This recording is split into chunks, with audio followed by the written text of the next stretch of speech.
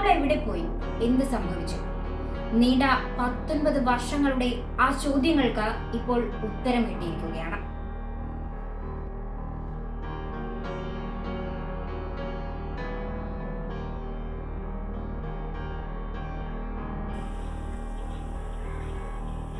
Sebastian എന്ന serial കില്ലറുടെ കുറ്റസമ്മതം.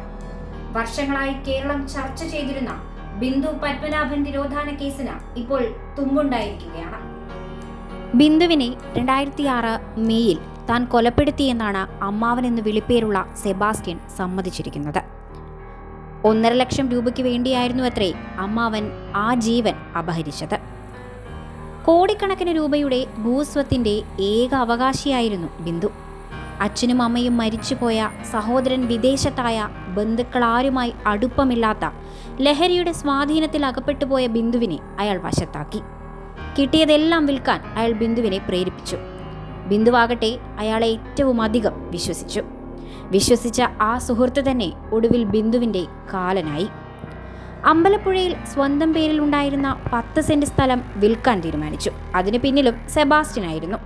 ഇടനിലക്കാരനായി നിന്ന് വസ്തു വാങ്ങാനുള്ള ആളെയും ശരിയാക്കി. പള്ളിപ്പുറത്തുള്ള അയാളുടെ ഒരു സുഹൃത്തായിരുന്നു വസ്തു വാങ്ങാൻ തയ്യാറായത്. 2006 മെയ് 7-ന് സ്ഥലം വാങ്ങാൻ തീരുമാനിച്ച വ്യക്തി 1.5 ലക്ഷം രൂപ ബിന്ദുവിന് അഡ്വാൻസ് നൽകി. പള്ളിപ്പുറത്തുള്ള സെബാസ്റ്റ്യന്റെ വീട്ടിൽ വെച്ചായിരുന്നു അഡ്വാൻസ് കൈമാറിയത്. 9 മാസത്തിനകം രജിസ്ട്രേഷൻ നടത്താമെന്ന കരാറിലായിരുന്നു അഡ്വാൻസ് നൽകിയത്. എന്നാൽ അയാൾ പിന്നീട് ബിന്ദുവിനെ കണ്ടില്ല. സെബാസ്റ്റ്യനോട് ചോദിച്ചപ്പോൾ അയാൾക്കും അറിയില്ല. ആ വ്യക്തി പിന്നീട് കോടതിയെ സമീപിച്ചു. കോടതി ആദ്യം സ്ഥലത്തിന്റെ അവകാശിയെ തിരക്കി പരസ്യം ചെയ്യാൻ ഉത്തരവിട്ടു. ആരും വരാതിരുന്നതിനെ തുടർന്ന് കോടതിയുടെ മേൽനോട്ടത്തിൽ വസ്തു ലേലത്തിനു വെച്ചു. അഡ്വാൻസ് നൽകിയിരുന്ന പള്ളിപ്പുറം സ്വദേശി തന്നെ കോടതിയിലെ വിലയിൽ വസ്തു ലേലത്തിൽ പിടിക്കുകയായിരുന്നു. ഇതൊക്കെ നടക്കുമ്പോൾ ബിന്ദു ഈ ഭൂമിയിൽ ഉണ്ടായിരുന്നില്ല. അമ്പലപ്പുഴയിലെ വസ്തുവിന് കിട്ടിയ അഡ്വാൻസ് തുക സെബാസ്റ്റ്യന് വേണമായിരുന്നു.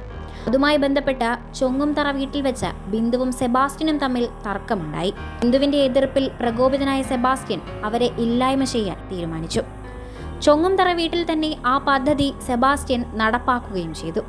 കഴുത്തിൽ ഷാൾ മുറുക്കിയാണ് ബിന്ദുവിനെ കൊന്നത്. ശേഷം ശരീരം പല കഷ്ണങ്ങളായി മുറിച്ചു. ആ ശരീരഭാഗങ്ങൾ പലയിടങ്ങളിലായി കുഴിച്ചിട്ടു. ജീർണിച്ച് അസ്ഥികളായ ശേഷം അവ കത്തിച്ച് ചാരമാക്കി. ചാരം ഓരോരോ ഇടങ്ങളിലായി വിതറി.